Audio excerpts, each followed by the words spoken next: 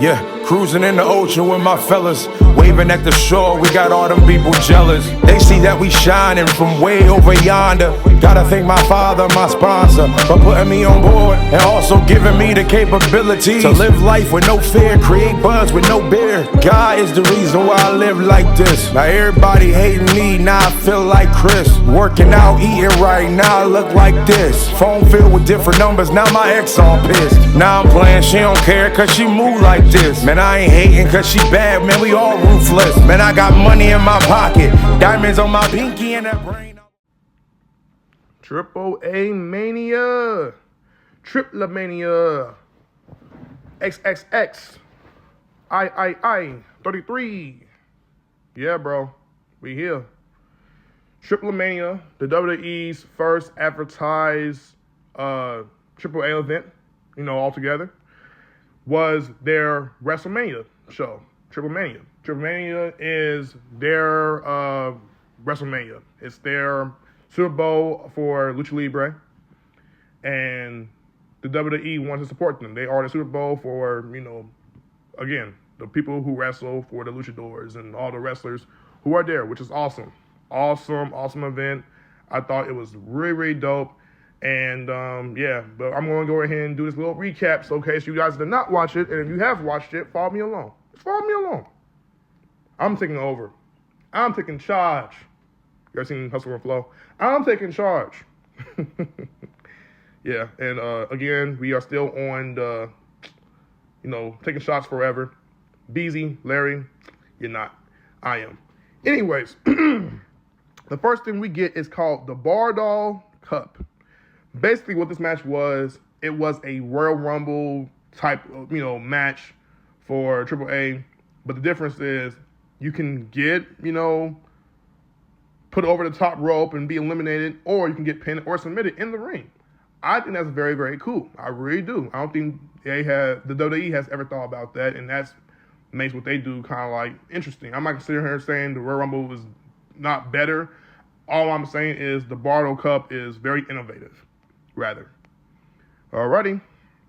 Oh, yeah, and we kicked over with the match. Before the match had happened, by the way, there was a video package narrated by Rey Mysterio talking about the importance of what it means for Triple A, Triple Mania. And, yeah, man, we saw some officials. By the way, the people who were on commentary for this event, I could mention the Mexican announcers, but I forget what their names were. So excuse me, and I apologize. But what I can say is I do know that Corey Graves was there as a commentator, along with JBL and Conan. Loved it. All right. So as we get the Bardol Cup match, La Parka comes out. When I saw La Parka and the way he was dancing, and this man has so charisma. He has so much charisma. I love him already. I think I've been a fan of La Parka for quite a while. I haven't really watched all his matches, but what I've seen is this man can go. He can really go, and he's very entertaining. I'd love to see him in Penta in a match. I think they would be fun, a whole lot of fun. So yeah, man, we get La Parka. He goes against Laredo Kid. Laredo Kid, to me, also one of the most underrated wrestlers that I know outside WWE. We'll have to see him in the WWE regularly, but we'll see. Nice showcase, great spots, some entertaining sequences. We got some people there. I might go on to mention all the names. We saw Joaquin Wild, Otis, return. He hasn't been, I don't know if he's been out with injury, but he hasn't been featured on WWE television quite a lot so far. So to see him back was cool. There's this wrestler who identifies as a she. I forget the name, but that she was entertaining. Really entertaining. Really enjoyed the match. There was this guy named Microman. Microman, to me, was the MVP of the whole entire match. I have never, and I'm not trying to be funny, I have never seen a midget so short in the history of professional wrestling other than Microman. Microman is special. I mean, that man is really, really special. And listen, he stole the show from me. He stole the show from me when it came to this match. Microman was great. Here's why. Omos, of all people, showed up. And if you guys don't know, Omos, if you haven't watched wrestling, Omos is 7'4". This man towers over any and everybody. If I wanted to meet this guy, I would low-key probably be scared. I'm gonna be honest. I'll probably be cool. He'd probably be cool though. He'd probably be really cool. I'd get a picture with him. It'd be awesome. But I would be in awe because this man is quite the tallest person. He is quite the giant, for real. Like, that man is an actual giant walking and living, for real. And I've heard there's some tall men, to me, being that tall is so scary. But at the same time, it's awesome. It's awesome. It's just really cool to see that visual of a guy that big who can beat anybody, really. So he came in. He dominated the majority of the match. Microman tried to fight him. I thought it was hilarious. One of the most funniest spots I've ever seen in a match. Microman is tapping Omos. Omos doesn't respond right away. Microman tests him again. Omos turns around. He sees Microman. Well, first of all, he doesn't see Microman because of how tall he is. And he's selling this idea that Microman is so little you can't even see him. I thought that spot was funny. It was, bro, I was crying out laughing. Microman then runs to the rope trying to fight Omos. Omos hits him with the big boot. Omos got a big heel heat for that. He got big heel heat for that. The crowd booed him out of the building. It was great. Okay? Watch it. Watch it, please. And spoiler alert, Omos won the match. He eliminated La Parka, and it was cool. It was cool. He now holds the Copa Bardal trophy in his possession of championships and accomplishments. Yeah. We talking that way. I get to be me. Oh my God, I get to be me. This is awesome. This is so freeing. I get to be me, finally. I'm always talked over. I'm always told I do too much. But never more. No. I take over. Like I said, I'm taking charge. Ain't no B&L connection here. None of them. All right. So, I will say, they should have not kept the version for the Sush, please, with Chad Gable, because Chad Gable, as we all know, he's now a part of the American Made thing. So that was the one critique I probably may have had for the entrance with Otis. But other than that, Otis, it's cool to see him. Next match we have is Heel del Dr. Wagner Jr. versus El Macias. All right? Dr. Wagner Jr. comes from a long, rich history of wrestlers. And him and El Macias had a fight over the pride for the AAA Latin American Championship. And the match was pretty good. It was pretty good. I don't know if it was a match of the year candidate, but it had story. Really good spots. Good pacing back and forth with them. You could tell these guys were working their behinds off to make sure this match was going to do well and do good. Excuse me. Once Wagner Jr. hit the Wagner driver, his dad took care of him. He went ahead and pinned Macias for the AAA Latin American Championship. Dr. Wagner Jr. is now AAA Latin American Champion. I think this is his first time winning it. Congratulations on him winning his belt. That is dope. All right.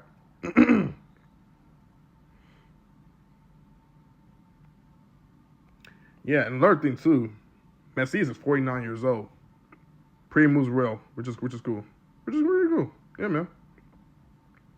Doing that thing. All right, next thing we got was the Judgment Day versus Lola Vice, Mr. Iguana, and Hamburguesa. So in Spanish, you do not say hamburguesa or hamburgasa or gasa. No, you say hamburguesa. I took Spanish classes in college. How do I know? I just told you. So, Judgment Day versus Lola Vice, versus Mr. Iguana. I already just said this just now. Okay, moving on. We get this trios match happening between them. They tease, I want to say, that Raquel and JD Madonna might be a couple. Now, when I watched Raw, none of that was kind of like shown, but maybe they are outside of the business. I don't know if they really are. Congrats to them. Raquel, she's a pretty lady. All right, that's all I can say. And JD, salute to you, my guy. Salute to you. All right. So, yup. Pretty random match for real. Didn't really start a person other than getting the WWE's, groups on there and really good, It was all right. It was all right. Rodriguez and Vice. Like I said, this match, don't get me wrong, the whole event itself was good. It was really, really good. I'm just being honest about how the matches are. You know what I'm saying? And yes, to a degree, you can ask yourself, Josiah, well, if it's really good, shouldn't all matches deliver? Yes, but sometimes not all matches are going to probably live with the delivery. That don't mean that the show won't be great to watch. If you're watching it for the reason to be entertained other than seeing a good match, there you go. So don't come at me about, oh, Josiah, you're saying it's a good event, but really you're saying what they're doing is also like critical. Stop. Whoever you are, chill out. All right. Yeah. So one of the spots that I thought was kind of funny was when Mr. Iguana has his La Yesca, his puppet that he puts in his hand. And Mr. Iguana, by the way, WWE needs to sign him. If he ever leaves AAA and goes to WWE, I would like to see him there. That man is hilarious. Finn Balor had a demon puppet to ballot La Yesca.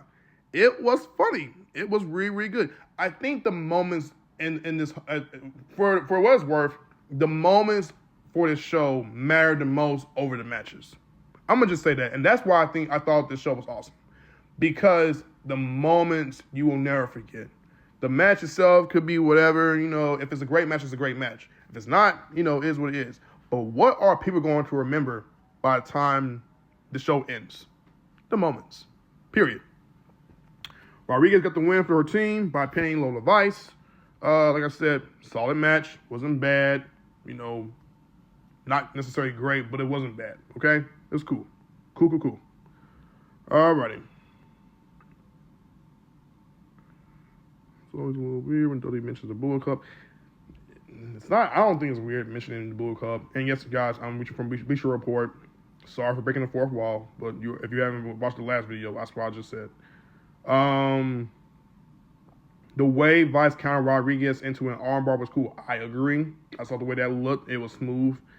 Lola Vice got something with her. And I love the fact that she's being consistent, not just only with NXT, but with going to AAA and really honing in her craft. Because eventually she's going to be really, really good as time goes on. Former MMA fighter, too. Next match we have Los Garzas versus Pagano and Psycho Clown. This was for the AAA Tag Team titles. Hold on. I feel that you ought to go. Treating me like I'm the man. I feel like you ought to go. The things that you do with your hands, I feel like you ought to go. The way that you twerk when you dance, I feel that you ought to. I feel that you ought to go. Treating me like I'm the man. I feel like you ought to go. The things that you do with your hands, I feel like you ought to go. The way that you twerk when you dance, I feel that you ought to go.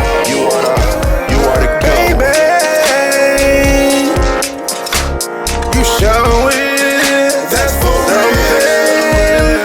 To me. And I can't keep it low-key.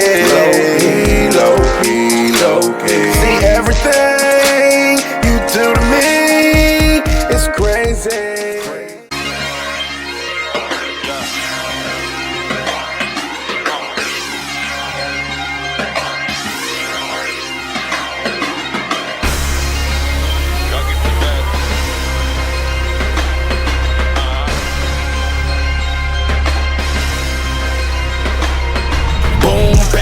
Two to the dome, you know I came to kill.